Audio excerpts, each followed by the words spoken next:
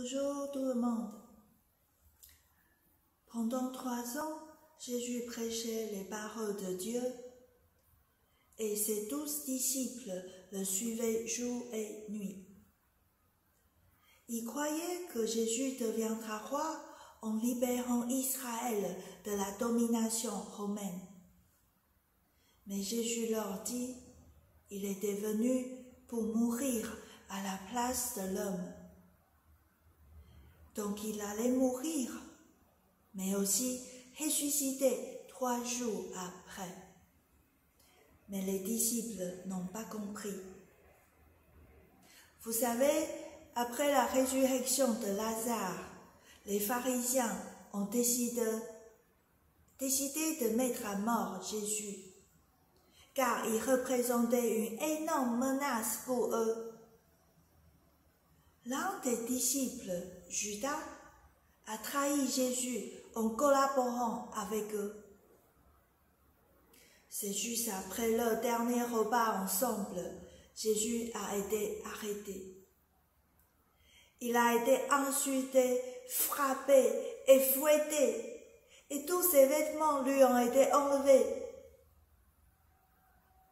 Pour finir, il a été condamné à mort sur la croix.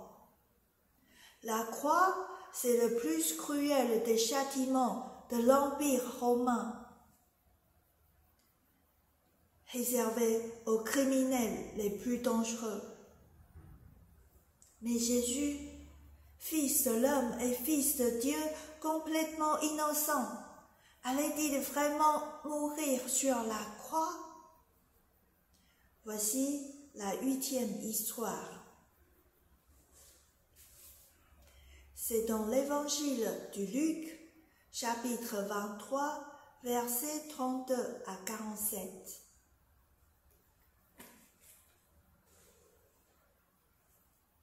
On emmènera aussi 2 autres hommes, des malfaiteurs, pour les mettre à mort avec Jésus.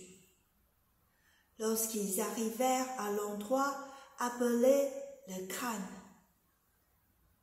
ils clouaient Jésus sur la croix et mirent aussi les 2 autres malfaiteurs à mort, l'un à sa droite, l'autre à sa gauche. Jésus dit, « Père, pardonne-leur, car ils ne savent pas ce qu'ils font. » Les soldats se partagèrent ses vêtements en les tirant au sort. Le peuple se tenait là et regardait.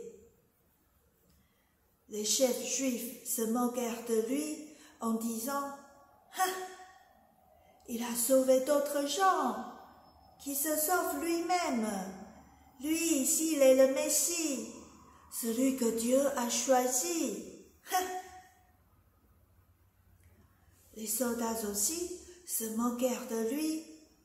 Ils s'approchèrent et lui présentèrent du vinaigre et lui dirent, « Si tu es le roi des Juifs, sauve-toi toi-même. »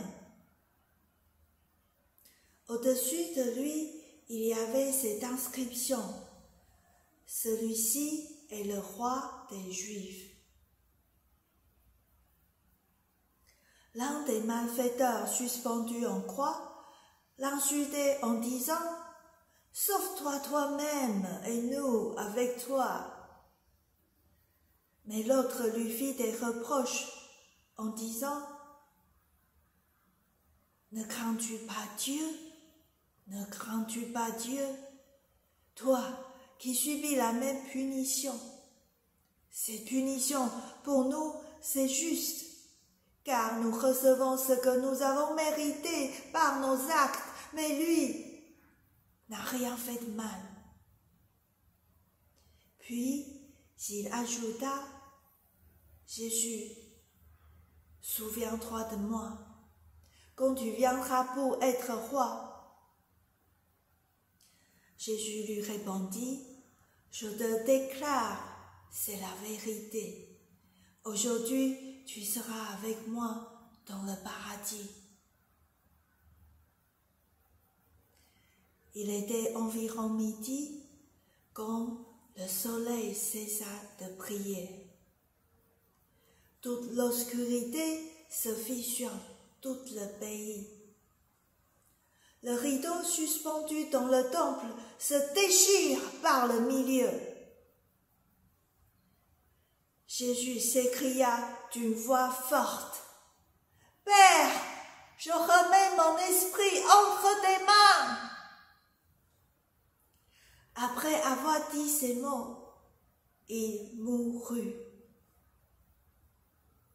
Le capitaine romain voyait ce qui était arrivé, il loua Dieu et dit, « Certainement, cet homme était innocent. » Voici, c'est la fin d'histoire.